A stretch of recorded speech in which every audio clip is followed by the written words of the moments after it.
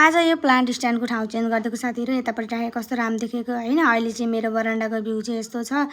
यसरी एक लाइनमा प्लान्टहरू मिलाएर राख्न मिल्छ भनेर चाहिँ यहाँनिरको स्ट्यान्डलाई मैले उता ल राखेको हो।